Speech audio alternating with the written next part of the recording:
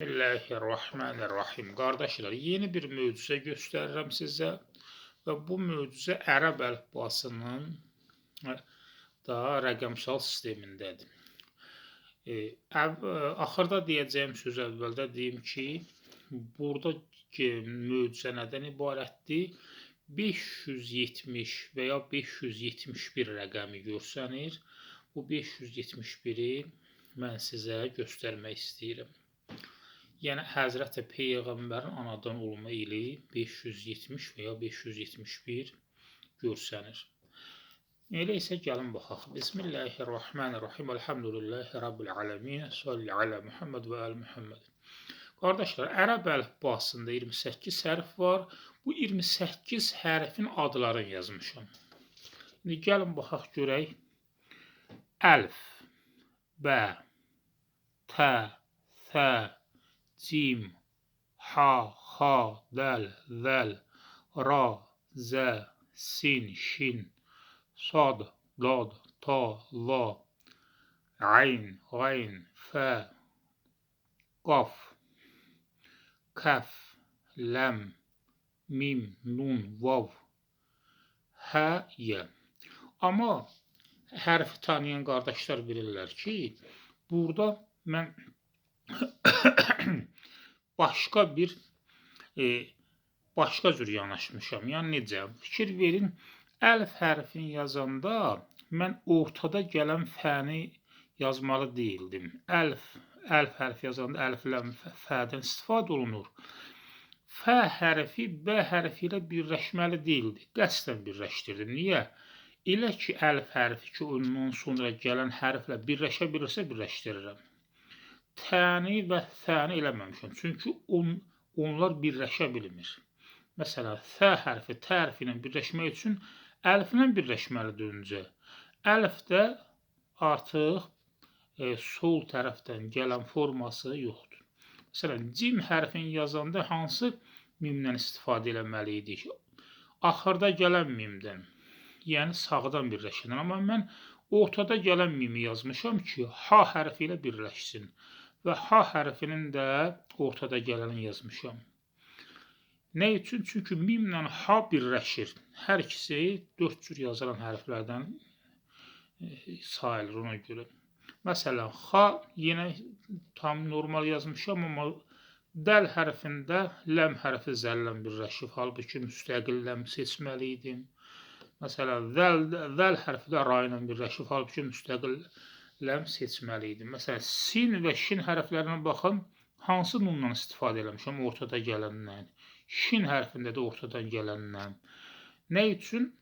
Çünki bunlar 4 cür yazılanları bir-biri ilə birləşə bilir. Birləşə bilənləri yazmışam və sonra hansı hərf ki, birləşə bilir, onların rəqəmsal dəyərinə baxmışam. Məsələn, sin hərfinin rəqəmsal dəyəri 120-dir. Niyə 120-dir? Nə üçün mən sin hərfinə 120 deyirəm? Niyə 120 deyirəm? Çünki sin hərfinin adı yazılanda sin, yə və nundan istifadə edirik. Sin 60-dır əbcəd rəqəm sistemində. Yə 10-dur, nun 50-dir. Elədi neçə? 120. Deməli, sin hərfinin rəqəmsal dəyəri 120-dir. Bəs şin hərfi necə? Şin hərfi 300-dür, əbcəd rəqəm sistemində dəyəri. Yə 10-dur, nun 50-dir. Neçələdir? 360. Görürsünüz, 360 yazmışam. Və sad hərfi necədir? Sad, əlif və dəldən istifadə olunur. Sad hərfi 90-dır, əlif 1-dir. Bu da elədir 91. Deyəsiniz ki, sad hərfi yazılanda dəl hərfini niyə saymadım? Çünki dəl hərfi birləşmədi. Baxmayaraq ki, sad hərfinin tərkibindədir, amma birləşmədi. Mən birləşən hərflərin əbcədini hesablayıram. Və bu cür hesablayanda 571 yaranır. Və mən də belə iddia edirəm ki, bunlar öz başına elə belə təsadüfən ola bilməzdi. Bunlar əvvəlcədən Allah Taala tərəfindən insanların, peyğəmbərlərin, kimlərinsə Həzrət Əleyhisselamın, yəni bildirilib ki, bu cür olsun ki, burada 571 Həzrət İsa'nın doğulma tarixini hesablayanda miladi təqvimlə 571 Peyğəmbərimizin doğulma tarixi fikir verin, İsa'nın doğulma tarixini hesablayanda Peyğəmbərin doğulma tarixi 571 görsənsin.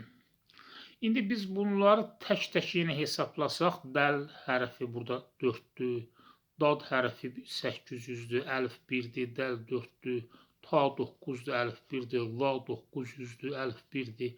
Və bu cür hesablasaq bunları, yerdə qalanı, eləyəcək 3570.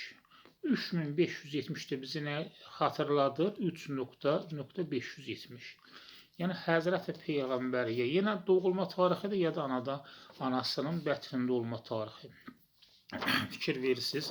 Dəldən hesablayırıq. 4 topla 800, yəni dad hərfi topla 1, yəni əlif topla 4 bu cür.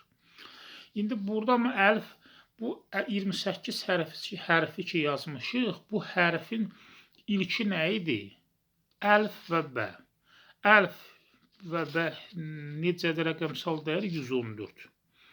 Əlif 1'dir, ləm 30'dur, fə 80'dir, elədi 111, bə 2'dir və əlif 1'dir, elədi 114. 114 də bizə nəyi xatırladır? Quran-ı Kərimin 114 surəsi. Yəni fikir verin, əlifbanın ilk elə hərfinin birləşmə sisteminə baxanda 114'ü görürük. Quran-ı Kərimdə 114 surəsi var. Və ya cim hərfinin rəqəmsal dəyəri cim 3'dür, əbcəddə yə 10'dur, mim 40'dır, ha 8, əlif 1'dir, elədi 62. 62 bizə nəyə xatırladır? Həzrəti Peyğəmbərin 62 və 63 il yaşaması.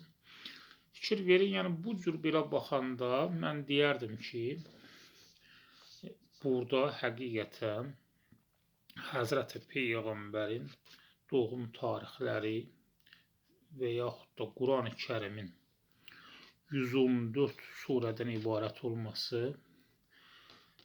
göstərilir.